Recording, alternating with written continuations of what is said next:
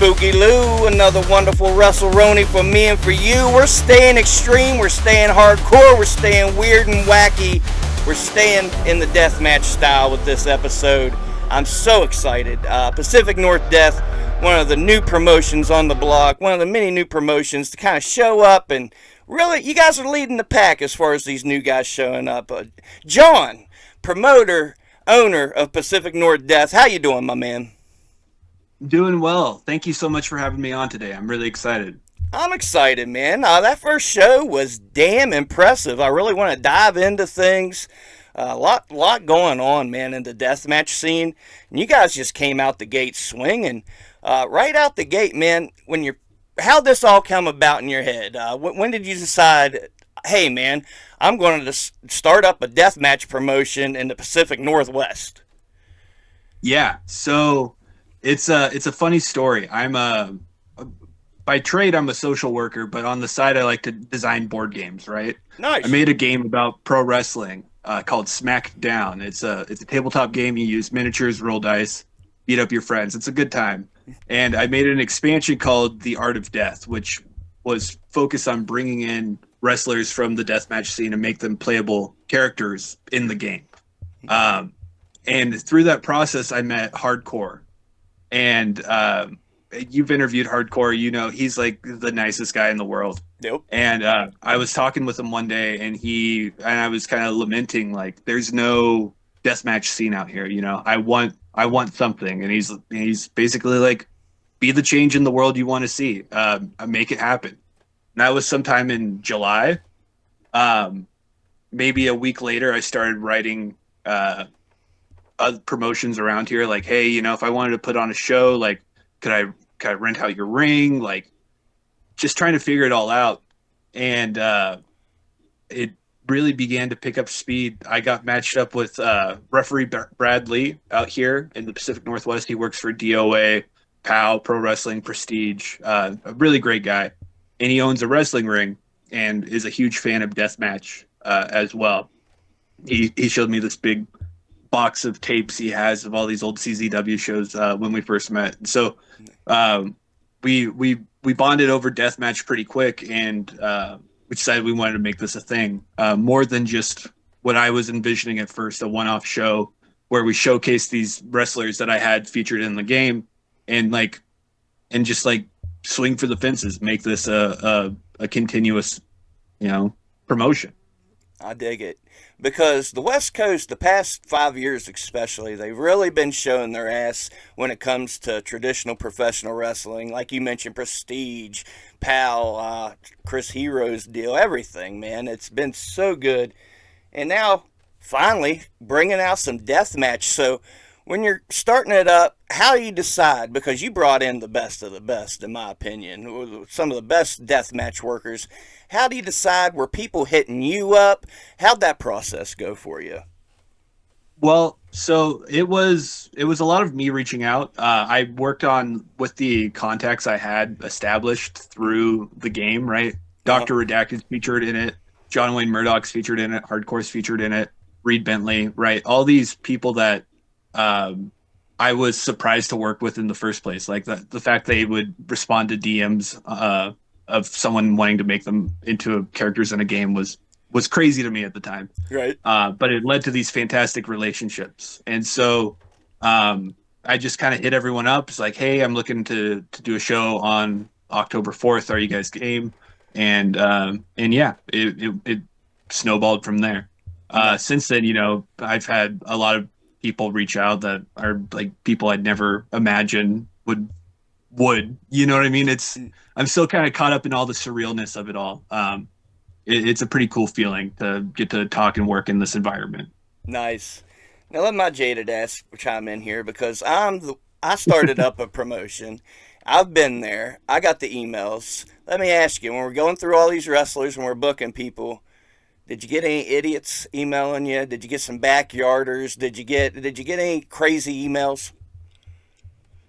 Nothing that stands out as like uh I can't believe it. I want to give everyone the dignity that has reached out to me because, I sympathize with that position of trying to get on a show, get your spot, get your name out there. Right on. Um, you know, I work really hard to try and give everyone who messages the accounts that we run the time of day. You know, if nothing else, a message back. Hmm. I'll watch the matches and stuff, but um, yeah, no, I've been a little inundated with stuff. I've had people reach out who aren't deathmatch workers, which is kind of funny to me. It's like, well, like, what do you want to do, right? Right. But besides that, it's yeah, it's been pretty positive all in all.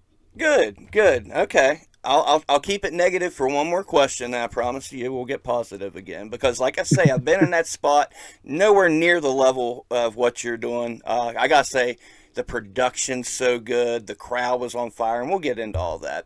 But when I started EIW, oh man, the post I saw on social media, like West Virginia needs another alphabet soup. And man, the heat I got and still have to this day just for trying to run a couple wrestling shows. Did anybody get jealous? Anybody get mad? Any stones thrown your way? Oh, sure. Not locally. Not within the promotions. We've been really blessed to have great working relationships with DOA, with Prestige, and like I said, the my partner in this, Ref Bradley, he works for all those promotions as a referee, Hmm. and he has been instrumental in building these bridges because I came in as this idiot from outside the business, and he's helped me slow down and be respectful to everybody and make sure that we're not stepping on toes, double checking things. So locally, it's been nothing but love. I know, I know we have people saying stuff out there. I try not to engage with it and just keep pushing forward. I've made God a ton of mistakes, but I want to learn from those and do better for the next one and make up those mistakes to the people that come out and see us as much as possible. That's what's important to me. I dig it. I tried to get a controversial soundbite out of you, but you did well. You're doing. Hey, I've been that new guy in the business. I still am. Tell me about some things that you weren't expecting. That it goes this way, it works this way. That, for example, I'm just thinking some stuff that I learned that I didn't expect. The first match on the show, you want to start it out with a good match. When you're filming, if there's some chairs, you don't want to show the empty seats. Stuff, little things like that. Was there anything that surprised you that you didn't know about wrestling whenever you started this up? Um, you know, I've been an avid fan of wrestling for a long time. So like stuff like shaping the card, like I've read comments on like, oh, you want to do this and that, whatever. Mm-hmm. One thing I didn't know, which bit me a little bit at times, but I wouldn't change it, was you're not supposed to pay people ahead of time. Okay. You pay people on the day of the show. Yeah. Um, um, and like I said, I wouldn't change it because I came into this a no name, but I was like, hey, you want to work the show, and then I would give people the money right away. Um, Oh. and and it didn't really come back to bite us too much. I'll say that, but yeah, I got smartened up to that, and I'll be a little bit better about that in the future. But one of those things. I was at a show recently, and everybody was so happy that they got paid before their match. Let alone weeks before. So yeah, Or definitely months that. before, yeah. Yeah, right before the Yeah. match. They're at the venue and everything. Well, good. Sounds like you might have lost a couple dollars here and there, but we learn. We live and learn. So let's go into weeks we're planning for the show, getting ready for the show. Any other folks that helped you along the way to get to this first show? Oh, absolutely. You know, I would be remiss to not mention John Wayne Murdoch. He's somebody that I've been able to talk with throughout the process, and he's been a big help. You know, I've leaned on him for how to structure things, kind of that more that eye for how to make it stand out, the product that is, or where we're going to take things. Stevie Bay Knox, our ring announcer, she's great. She jumped on board right away. She's going to be working in some different capacities moving forward than ring announcing, but we're excited to have her as a part of the team. Ref Bradley, as I mentioned, my wife, Kristen, has been my biggest supporter in all of this. And a little fun story. She's the only person that ended up going to the hospital day of the show. She was helping clean up after the matches, and she lifted up a trash can, and a light tube came out, and it sliced her, and she had to go get a couple stitches. Uh, Oh wow, paying every dues. yeah, yeah, but she's great. I mean, she's a trooper. She was there. She was a little sick, and she still worked, the door and helped out. And yeah, I wouldn't be here without the support of this little community we've built out, and my family, behind me, doing what is ostensibly a crazy thing, right? Right. Yeah. How many people can you tell, I want to start a wrestling company too, and they won't laugh at your face, Yeah. But yeah, no, I'm very fortunate to have been surrounded by good people. Heck yeah. Props to your wife, props to the missus, and props to John Wayne Murdoch. That dude's becoming such a hero for deathmatch wrestling, man. Like, he's pulling it all together for numerous promotions. So, hell Yeah. yeah. It's good you had him on board. What about the aesthetic, man? That's what grabbed my attention. The art, the way you guys are doing things, it does separate you from the pack. How'd that all come about? Thanks. I don't know that it was a conscious choice. It's just the way I like stuff to look. Okay. Um, I used a lot of artists for our t-shirt designs, for our logos, for everything that I used for my board games, Okay. which I in turn ripped off from like hardcore bands that I like or like metal bands that I like. Just finding these artists and commissioning them to do the stuff. Mm-hmm. Um, it's not. It sounds so like I'm up my own ass, but it's not intentional. But I want to make stuff that's like, I don't know, cool wrestling gear, stuff that you're not embarrassed to wear at something other than a wrestling show. You know what I mean? Right on. Um, and and I hope that we're doing that. I think we're doing that. Um, and that's been the driving focus behind that. I'm glad to hear that it works. Like that means so much coming from you that we stand out visually. From like a production side, being in such a wrestling hotbed, we're lucky to have so many amazingly talented people behind the camera producing the show. Mm-hmm. Chris Boucher does the production. He does SOS and DOA out here, and he's just phenomenal at what he does. I mean, we shot the show Friday, and I got the edited version to upload by Sunday. Wow. And yeah, I mean, he's just a wizard at what he does. And so it's a matter of being fortunate to be in such a great scene, and then to also, you know, I don't know if I have a concrete vision, but I've got an idea of what I do and don't want. Right on. Well, I'll tell you, man, you're super blessed. You're talking to me in West Virginia. I'm the editing guy. I'm the video guy. And I'll say it right here. Ain't nobody does it like me. If you watch other promotions in West Virginia that I'm not involved with, unless they got IndieWrestling.us filming for them, it's just a person with a camera. It's shit. It's shit.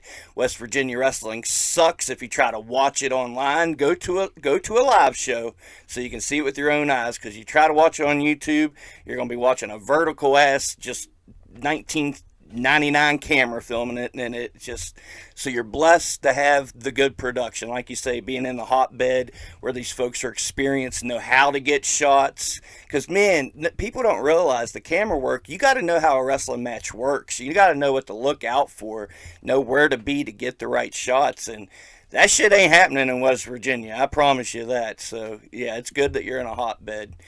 Um, Yeah. Another thing, man, going back to running my promotion, I'm a 41-year-old man. I remember the night before. It was like Christmas times 10. So nervous, so excited. You got the good excited, you got the worried excited. Couldn't sleep. The next day before the show, I remember I couldn't sit down. I was just pacing back and forth, constantly on my phone, double checking with my people, make sure everything was in place. Tell me about your experience the night before, the day of, what's going through your mind, what happened, what was it like for you? I was fortunate that I was so busy, I couldn't let the overwhelming fear that I was feeling really take me over. I was I was doing airport runs from like 5 p.m. the day before Mm-hmm. uh, to like I got home at like 3:30 a.m. Uh, which would be day of show. Last pickup was Dr. Redacted and his girlfriend Kinsey, and we went to Sherry's and which is no longer a restaurant out here in Oregon. So they shut down shortly after. So they got a piece of the authentic Oregon experience before their demise. It's a whole deal out here. So Right. if you have some Oregon listeners, they'll get it. But from that, I came home. I went straight to bed, freaking out. Like okay, like this is it. There's no going back. Woke up at 9 a.m. already late. Funny Bone was messaging me like, "Hey, where are you at?" His plane his plane had landed, so I had to rush to the airport again. And from there, it was just like nonstop. I didn't have time to shower. I was just go go go like all day long, running to the airport, running to the hotel. Um, you know, I I was driving the ring truck, a U-Haul. My garage is the storage facility for the rings, so Mm-hmm. we that was all loaded up earlier in the week, and I took it. Um, it was just it was a real blur, honestly, because it was constant motion, and that's where having somebody like I'll gas him up all night long, like Ref Bradley. Um, he shows up and he's got the ring taken care of. We've got kids. They're probably like my age. People from the wrestling school out here. They're helping with ring crew. We're getting production all set up. Um, and Brad's kind of helping dictate stuff because he's been through it so many times with all these other places. He's been at shows that have ran the same venues, so he knows how to set it up to make it look good. Hell yeah. He's a real sponge for all that stuff, and has been a real wealth of knowledge to pass along to me. Um, and so, I I think being on the airport runs was me getting out of my own way a little bit too, Right. because I would have been just a nervous mess if I was there just pacing back and forth trying to like set up chairs, reorganize chairs, all that. Mm-hmm. Um, so yeah, keeping me busy with all that other stuff may have been the best case scenario. Heck yeah. Props to Ref Bradley, man, because yeah, it's key to have somebody like that. You said you had Funny Bone. Dude, I highly respect from your area. What was it like working with Funny Bone? Buddy Boden's great. He's a super friendly guy, and just a true professional. I really love the match that him and Drexel had with the Ugly Dojo. Mm-hmm. That was something that got changed last minute. It was supposed to be them versus the Kirks, and that didn't pan through, unfortunately. And so, but to have no ill will for that changing so last minute and to still be ready to go and doing his thing like the guy's a total beast in the ring. But yeah, he's great. And you can't go wrong with those two. Funny Bone versus Drexel, man. Like, talk about two pros, two guys that's been through it. That's awesome. Yeah. So you roll into the show, man. First off, that crowd's hot right out the gate. Right out the gate, this crowd's chanting PND, PND. Kind of unheard of, honestly. You haven't even had a match yet, and they're saying this promotion's the shit. Thank God it's here. Yada. What's that like for a guy like yourself? goosebumps, right? I'm working the door at the show, so I'm checking people in, scanning tickets and stuff, and I'm still out there when I first hear it, and I get, no exaggeration, goosebumps from it. Um, and man, it was like after the show, I had friends there in attendance, and they're like, they they chanted PND. Like, can you like it's insane. I think it's a byproduct of having such great fans because of the wrestling world that we have out here. Okay. I think they're ready for something. They're wrestling fans out here will jump at the chance to be, a part of anything if they believe in it, and luckily they believed in us. So, like I see all the cool stuff Prestige does, and they have this amazing loyal following, and like, there's faces that I recognize from these Prestige shows, from these Defy shows that I've gone to as a fan. Hmm. Uh, they're in the audience and like doing that same thing, but for us now. Yeah, it was surreal. And I feel very fortunate that they gave me that trust despite things not lining up perfectly the whole way through, and all the bumps and turns along the way. It really it means the world, and it helped prove to me that like we're onto something with this out here. For sure. For sure. I mean, man, I'm in West Virginia, and I heard the hype. The hype got everybody. And like you said, you guys got it out within days of the event happening. So kudos for that. So what do you think your favorite match was from that show, if you can pick one? You know, um, I won't give you the canned cheesy. It's like picking a favorite child response, Hmm. because but they did all bring something different, and I don't think we had a bad match on the card. I No. really don't. I've gone through and watched and tried to take notes on what we wanted to do differently. Um, and I've enjoyed the ride through every time I've watched it. And so that's my own biases aside. Um, God, probably Redacted and Bentley stands out a lot. Hmm. Um, just they introduced a pizza to it. I Right. was horrified the whole time that they were going to break some chairs in the arena. They were brawling out in the audience and doing suplexes on some seats and stuff. And so I was like, I remember watching that, holding my breath, standing right next to the facilities manager, like, all right, like, do I distract this guy? Do I have to like keep his eyes off of what they're doing? Um, but yeah, I mean, both those guys are such amazing pros. Like getting to watch them together was really fun.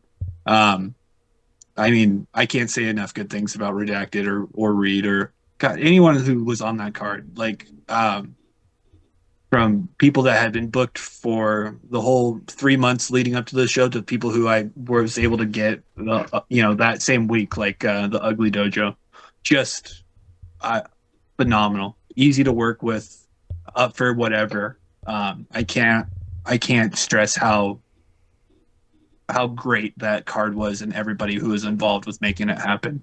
They made my life much easier, and it was phenomenal. I think that's a perfect segue because we mentioned guys like John Wayne Murdoch, Doctor Redacted, so many names. Bentley. There's so many guys right now that are respected, that are looking out, and that hasn't always been the way. Deathmatch scene has been grimy, so it's had grimy characters. That's kind of the fun in it, watching these guys talk shit on the internet and beef and hearing these crazy stories. But like you said, you had a lot of good, solid dudes. We're looking at the deathmatch scene as a whole right now. What are you seeing? What am I seeing? I'm seeing a lot. I mean, it feels like it's alive, Mm. across the globe. It's like it's happening, Japan, Australia, the UK, Mexico, here. Like in Canada, I got to give a shout out to the Canadian Deathmatch. They're getting ready to run their first show. Mm-hmm. Those guys have been super cool with us, been super friendly, shared a lot of ideas back and forth. They've been awesome. Um, it seems like deathmatch has come out from the shadows a little bit, Hmm. and it's ready for its you know, it's time to shine. Like I don't know where this gets traced back to. You know what I mean? A person could argue it's like Mox getting to work DCW and do his stuff with Gage, right? Right. And and kind of invest the more casual fan into, oh, there's this whole other world out there where they're doing this crazy stuff Hmm. on the regular, you know. But when I look out there, I see a ton of young talent that are coming up, and I mean, I see a bright future for deathmatch. Speaking, you know, uh, just like we have this great mix of people who've been doing it, like John Wayne Murdoch for 23 years, uh, to someone like Tara Zepp, who's very new to wrestling as a whole, deathmatch even more so.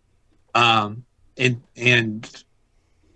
it makes me excited, and it makes me excited to be a part of it, right? Because like there's no upper limit to what it could do. It's my favorite form of wrestling. It's like it's my favorite form of art. Period.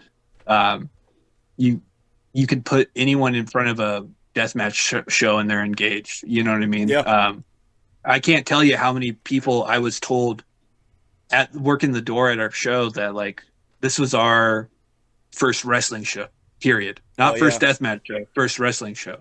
Um, it's captivating. It's amazing, and I think it's getting a finally getting its due, and is moving away from being shunned by the masses so much. For sure. And I have to go back to what I was saying. I think a lot of that has to do with the right people being in the right places. A lot of these shitheads are going. The shitheads that are left behind, that are still working, aren't pulling the shithead moves they used to, for the most part. I'm seeing some things, but they're learning, hey, man, it ain't going to work. It ain't going to pan out. If I do something, somebody's going to call me on it, and there's going to be some bullshit. Like I say, it still happens. There's constant bickering every day. But for the most part, a lot of these guys are looking out for the younger generation or the next guy. There's not as much ego involved. So I think Yeah. we're in a good place, man. I, I think so. I feel very fortunate to come about at the time where it's all congealing like this. It's very cool to see and be a part of. For sure. For sure. Definitely is. Well, I know you got some awesome stuff coming up. We got one coming up in December. Tell me about what's going on in December. Yeah, December we're running a no ring show at the Twilight Cafe and Bar here in Portland, Oregon. We're looking at doing about 6 matches, and we've already announced Drexel versus John Wayne Murdoch in the main event. Woo! My To my knowledge, it's the first time ever, and it's gonna be a blast. We're gonna pack in, the venue can hold about 150 people. So we're gonna pack it tight. We're gonna have cameras live streaming on IWTV if you can't make it in person.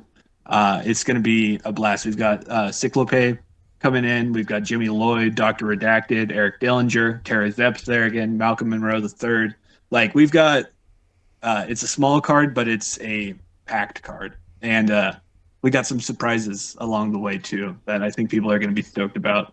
Uh, you won't get any more out of me about that, but just watch and see who shows up. Is all I'll say. Sweet. Hey, my IWTV is the one thing that stays renewed monthly for probably the past 5 years. I'll be watching for sure. We've watched the rise of no ring deathmatch in the past few years. I talk about it a lot on the show. At first, I was like, man, you ain't having no wrestling show without a ring. Who the hell you trying to kid? It won me over. I've worked some no ring shows. I'm not a worker, but I filmed some no ring shows. They're a blast. Tell me about your first response to no ring and watching no ring evolve to what it's become. Yeah, I think I went along the same way as you, Hmm. because it's just well, wrestling. It's the squared circle, it's the Right. ring. That's where it all happens. But you look at what people at like NFC are doing, Casanova Valentine, like they made something special out of no ring. Hmm. And, to say that we're not inspired by their work would be a lie. Uh, and I think Portland as a city is primed for this kind of spectacle. It's got its own feeling of kind of grime and you know something lurking underneath the surface, right? Portland Right.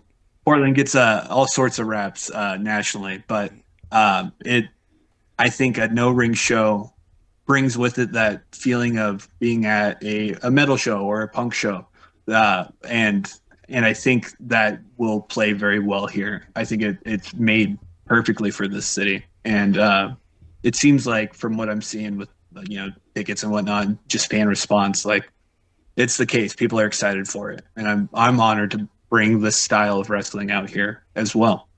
Awesome. I'm looking forward to it. I can't wait to watch it. I know you guys will knock it out of the park. It's a different beast, man. It really is. Tell me, what kind of safety measures are we putting in place? Because I've been to some no ring shows in bars. They're uptight. They're close. As far as production safety, what are we changing this time around? Make sure things go as smoothly as possible.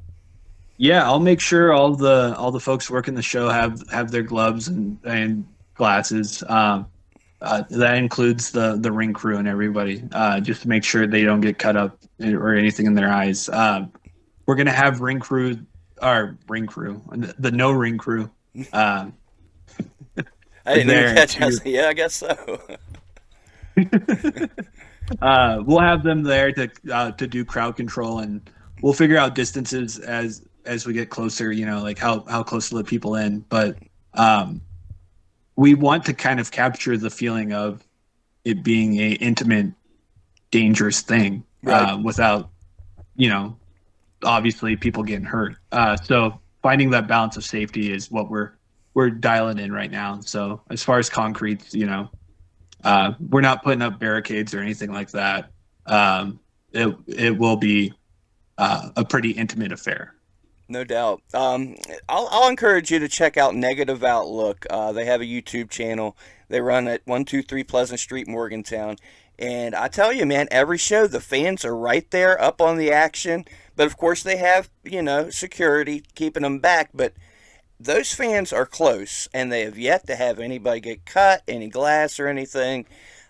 I don't know. I don't know if God's watching over these deathmatch shows or what, but somehow, some way, nobody gets hurt. So don't stress it. You'll be in good shape. Thank you. Yeah, it does feel like God's a deathmatch fan at this point. It's yeah, we got blessed on our show, so let's keep the good luck rolling. There you go. Hell yeah, man. Hey, whatever works. Yeah, appreciate you, Jesus. Good looks. After that, we're getting the ring back out. We're doing it all over again. I believe in January. What can we expect then? Yeah, January 17th, we're doing Death in the West. That's gonna be our next like big show. We're back at the Cliver Armory, so it'll be taped and released. Won't be able to live stream. That's just because of the venue itself. It's a military installation. We Okay. can't use their internet for matters of national security, and so we are bringing in like the best of the best. We have a six man tournament for the inaugural Death in the West Ultraviolent Championship. Hmm. We got John Wayne Murdoch versus Arrow Boy. We got Shane Mercer versus Doctor Redacted, and we've got a match that was supposed to be on the first show that didn't get to happen because of all the twists and turns. Jimmy Lloyd versus Sonico, and Nice. so yeah, those three matches will the winners of each will face in a triple threat main event, elimination style. So you have to once you're pinned, you're eliminated, and then it's down to two people. Um, Really excited about that. And then another match that I have to like pinch myself that's real that I booked is Drew Parker versus Colby Carino. Ooh, Um, I think that's going to be a massive one for us. Very excited. Love Drew. Love Colby. They're just phenomenal at what they do, and so a chance to get them in the ring, see what they can do. Yeah, it's gonna be something special for sure. And then we've got we've got Hardcore versus Dmitry Alexandrov. Dimitri's first time out here in Oregon. Hardcore was in our first ever match. As I mentioned, he's pretty much responsible for this whole thing kicking off in the first place. So he's Hell yeah. got something to prove after losing to Eric Dillinger. And so he's being out on injury. So he's probably going to take it all out on Dimitri. Yikes. Um, and then we've got Drexel versus Madman Pondo. Ooh. That's a clash of two legends. Yeah, it's and then we've got a few local names coming out for us in Jaden and Zay Perez. I'm excited to see what they can do in a hardcore or a setting with no rules. They're standouts at Prestige and DOA, PAL Pro Wrestling out here. So see what they can do where they have all these goodies at hand. Will be cool to see. I love it. I love it. Now, I've been on the fan side of things, and nothing beats watching it live as it happens. But on the business side of things, the wrestling side of things, I'm a big advocate for film that show, let an editor sit down, because I'm the editor, but anyway, let the editor sit down, pick the better angles, doctor it up, spruce it up, So I like that it's being filmed because obviously whoever's editing it knows what they're doing. The first show looks phenomenal, and that really does make a difference in this day and age, this digital age, man. Tell me how much the internet, social media, YouTube, whatever, has helped your promotion. Yeah, our first show we didn't promote anywhere but social media. Okay. It's all social media and word of mouth. We tried to get some street team stuff together a few times, and it kind of fell apart just because of timing with people and their schedules and stuff. So we are like, the thing that I'm sitting here talking to you on right now is the thing that is responsible for this promotion being real. Mm-hmm. It's been done from my phone. I've been able to blast it to people and I don't know, post the right stuff. People are catching on. So yeah, it's been 100% social media. It's really weird actually. For these next couple of shows, we've got an actual street team and flyering and hoping to capture a larger audience still. But yeah, it's all been through the phone. I mean, think about it. Me and you wouldn't be talking right now if you hadn't saw, this interview with Hardcore, and me and you talked, and here we are. You're in Oregon, I'm in West Virginia. It doesn't. I'm an old man. Yeah, Like the internet still blows my mind. It's just, yeah, it's amazing what we can do. Hell yeah. yeah. No, it's pretty surreal. I I try not to take it for granted. That like I have this power just like wielded in the palm of my hand, but it's weird. When did you find deathmatch wrestling? Tell me about the first time you watched a deathmatch. Like, what was that? Yeah, it was a GCW show. Okay. I'm a fairly recent fan, and it was probably 20. God, what was the show? It was called Draft Day. Okay. Was the GCW show? Was my first GCW show. I'd seen. I'll back up a little bit because I'd first seen Deathmatch as like a 10-year-old kid on YouTube watching like CZW clips. Okay. So seeing like the weed whacker spots and like yeah, all the best CZW stuff before YouTube would limit what you could really upload. Right. You could kind of get away with whatever and put up other people's clips too while you're at it. But Right. so that was my first exposure, and I think it kind of scared me as a kid, just trying to find like TNA clips. But it also built a real curiosity. Um, on that same note, like Abyss was my favorite in TNA, so Nice. like seeing him do the stuff with the barbed wire and the thumbtacks, like, and because before him it was Foley, right? So like I was primed to like deathmatch based on the more mainstream stuff already. But I'm trying to think of who would have been in that first match that I saw.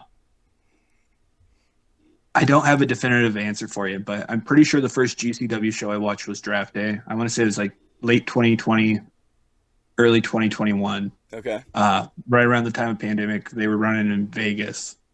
I think Mox shows up at that show. But Okay. yeah, that was my first exposure. They had just one on the show, and yeah, it was like nothing. And then pretty soon thereafter, like when restrictions lifted up from COVID, I was flying down to see them when they first came to LA. I was like chomping at the bit to do something. So when GCW came to LA, got to see Gage and Dark Sheet in the main event at Okay. I was remember it? that show. Yeah, yeah, that was a fun one. Um, and so yeah, I mean, I owe a lot to GCW getting me into deathmatch for sure. No doubt. You mentioned Abyss. You gave me the perfect opportunity. I think you'll appreciate the story. I don't think I've ever told this story on the podcast. It's not much of a story, but I'm going to put Abyss over. Abyss comes to a little show in Fairmont, my neck of the woods, and that was pretty cool. We don't get many big name wrestlers. Does his thing. Great show. For the listeners that listen all the time, same show that I saw that Vance Desmond match that I always go on about. So it's at a sports bar. We're going to leave. My buddy's girlfriend says, "Isn't that Abyss at the bar?" And I'm like, "How do you know that's Abyss?" She said, "Look at his arm." And that's his tattoos. So I go up and I'm like, "Man, great match. Can I buy you a drink?" "Sure." Dude, sweetest guy in the world, man. We sat there for probably a good hour drinking and him telling me all these TNA wrestling stories, telling me about the cage match with AJ Styles and just all the little spots they had thought up and this and that happened. Sweet, sweet Wow. man. What a good dude. So, there, I got to share that. Thanks for that. I love hearing stuff like that, man. Like that's so cool.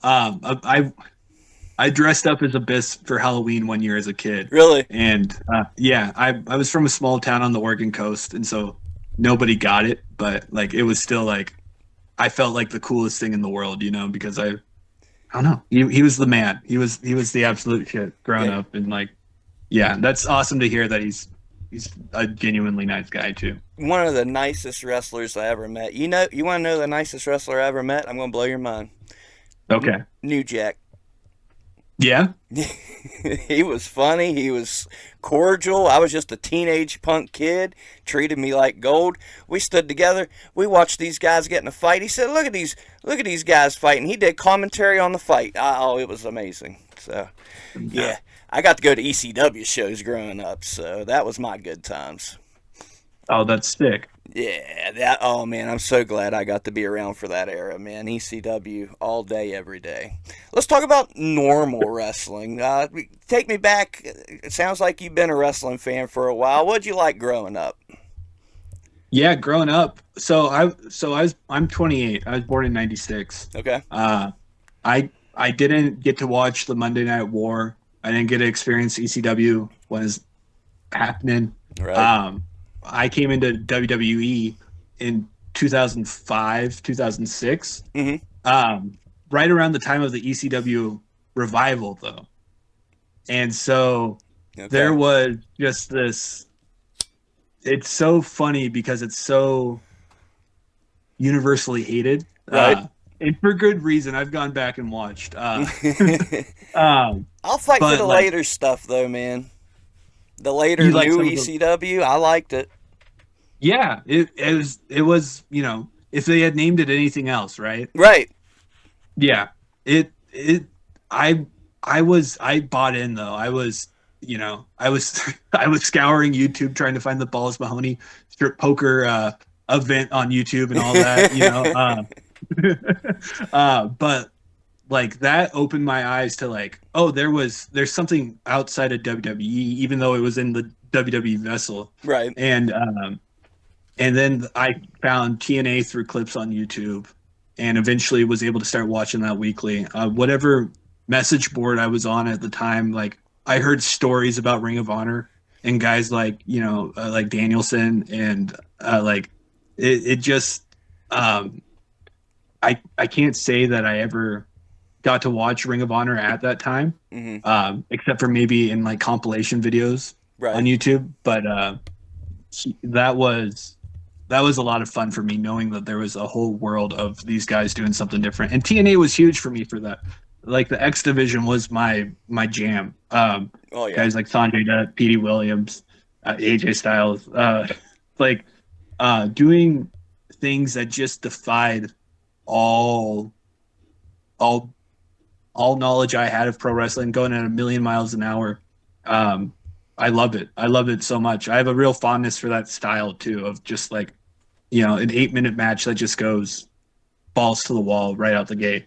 Um, and going back and rediscovering Ring of Honor, where these guys were really doing their thing. CZW too, like that, like early 2000 CZW is some of my favorite stuff to go back and watch because it Yeah. has that such a perfect mix of the high flying and then the death match and just all over the place. So, um, yeah, that was my experience with wrestling, and then I fell out of it from probably about the time I was 14 to I was 18. I moved out, went to college, was living with some buddies, and uh, we had cable for whatever reason, and we were channel surfing, and Impact was on, and it was I want to say it was Lashley versus Drew McIntyre, Okay. and there's like I just saw like a glimpse of like a table spot, and I was like, wait, we got to. Have you guys ever watched wrestling before? You guys got to check this out, Mm. and I was hooked back in. That was the time where the Bucks and Omega. This was 2014, so the Bucks and Omega were doing their stuff in Japan. PWG was popping off. Mm. Kevin Owens had just signed with NXT. Okay. Sami Zayn was just over there too. Hmm. It was it was kind of a cool time to get back into it. It felt very it it NXT at that time felt like something really special. Yep. And so it was cool to get to watch that. And then I've been back in it ever since. Yeah, couldn't agree more. That's honestly the time I started getting back into the indies more because NXT was so good, and it's like, well, let's see where this guy come from. So then you watch Evolve, and now you're watching PWG. I totally get it. That's when I really and you got to give props, like you said, Omega and the Young Bucks, what they were doing. Okada and Omega, God, I remember jumping around my living room watching that match. That was good times, man, for sure. Yeah. I got one for you. This is going to be a hard one because Okay. you're new, but man, you're in it. And this question I'm going to ask you, just give me your best answer. You're in it now, man. So there's no going back. You've already had a show. You got shows coming up. At the end of the day, if it all ended after that third show, which it won't, let's talk years down the road because you're going to be doing great. What do you want your legacy to be in pro wrestling? What do you want your fingerprints to be on? What do you want folks to say about you when it's all said and done? I want to be a place where the boys in the back can feel like they can come and get a decent payday and feel taken care of. Mm, I come from a labor background, right? okay. Kind of, my dad's a union electrician. My wife's a union pipe fitter. I was a union laborer for a minute before I switched to social work. Um, Taking care of the people involved is what's most important to me. And if nothing else, if the people that I worked with the closest can say, well, whatever happened after show three, where it all shut down, he always took care of me. Like, that's what's important. I'm not trying to, I don't know. I don't want to be a scumbag. That's You what I don't want my seem like legacy to one. be. So. Thank you. Yeah. It's important to me that people feel valued, their time feels valued, their effort feels valued, and they're treated accordingly. That just aligns with my ethos, my values, and I hope to bring that in with every show. I want to run every show too, like the wheels are going to come off, right? Like we've got a crazy card set up for January. We've got a crazy card for December. Um, if it does all fall apart, I want every show to be something that can be looked back upon and like if we don't if we don't make it, we at least set the blueprint for what deathmatch wrestling can be out here. Yep. And you know what, if that's my legacy, then so be it. I think you guys have made it, man. I was looking at the YouTube, that first show you put out, got great numbers. Believe me, put the first match on a fresh channel, shouldn't have that many views, especially when it comes to indie wrestling. You're within a niche, within a niche, within a niche. So you're doing something right. So props, man, for real. We're in the Thank final you. 10 minutes of the show. In the final 10 minutes, John, I ask everybody anything you want to promote. If there's any merch you want to put out there, socials. At the same time, if there's anything you want to get off your chest, any advice. That's the same thing I ask everybody. Anything you want to put out there in the ether, the platform's yours, my man. Yeah. You can get all the merch at pacificnorthdeath.com. We've got Death in the West shirts up for pre-order. We just got a box load of those. We got new designs. The goal with every show is to have a new design for shirts. So each show's unique, feels different. And Nice. then we're going to vault them after that. So if you like a design, be sure to get it because it's not going to be around for long. Um, on social media, on TikTok, YouTube, Instagram, Twitter, Facebook, we're Pacific North Death. You can find us anywhere. You search us at that.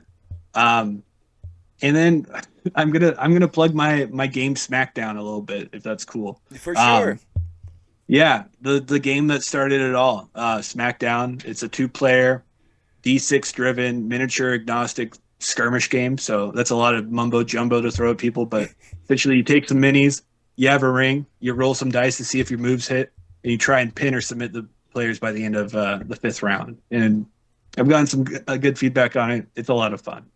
I like So it. Is it still out there for yeah, sale? yep. You can actually buy it at pacificnorthdeath.com. That's my shameless slinging of the game as well. I don't keep my business ventures too separate. So yeah, you can buy digital or physical copies on our website, pacificnorthdeath.com. Nice. We still have some time here. Tell me about, a little bit more about the game. How did it come about?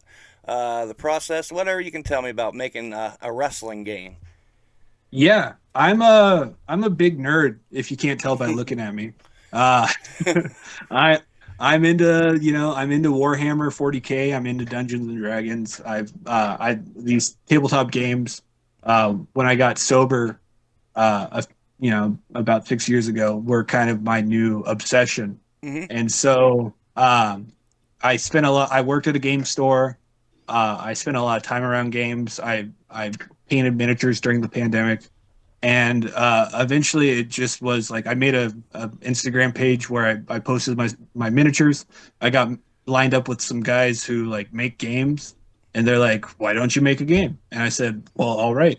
I think the through line with all of my ventures is I'm very easily impressionable, and people can tell me to do something, and I'll give it a shot. With hardcore telling me to start the wrestling company, and those guys telling me to make a game, but yeah. So I took the game. I took the basic components of a wrestling match and turned them into rounds of the game. There's the shine, the cutoff, the heat, uh, the comeback, and then the finish. Hmm. And each are a different round of the game. One player is the face, one player is the heel, and you get to make up your characters. You get to roll for moves, roll for names, all that kind of stuff. So you can make a fun randomized character, or you can bring ideas to the table and make wrestlers that you've always dreamed of. So um, it was just kind of an idea of how to base it, and somehow it worked out. I have no background in game design. I just like games, so I'm kind of like the Mr. Bean of pro wrestling and game design. I think I just kind of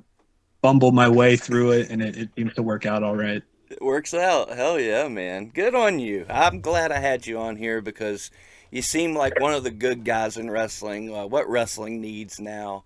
Uh, you got some imagination going, obviously. So props to you, man. I like what you're doing. Keep doing it. You have any final last words before I let you go? I want to give one more thanks to everyone who's been involved with this project already. If I didn't name you by name, I apologize.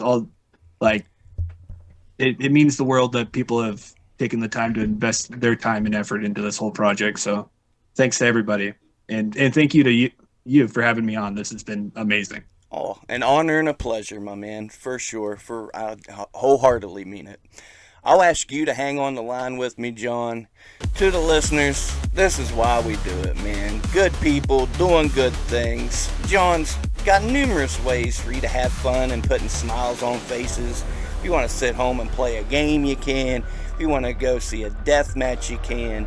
I love it. I love it. You're doing your thing. You're making your mark, and I appreciate the hell out of you. To the listeners, the Ronies will happen this year. We're going to do a little bit of a different process with the nomination process, so stay tuned for that. We got a little bit of different variety of things coming to the channel. You'll see what's happening. Can't thank you enough, John. To the listeners, go out there and live your dreams. Don't take no shit from no one, but at the same time, especially during this season, treat each other with kindness and respect. Get together with the family. Tell folks you love them. Just go out there and have fun. Do your thing. We love you.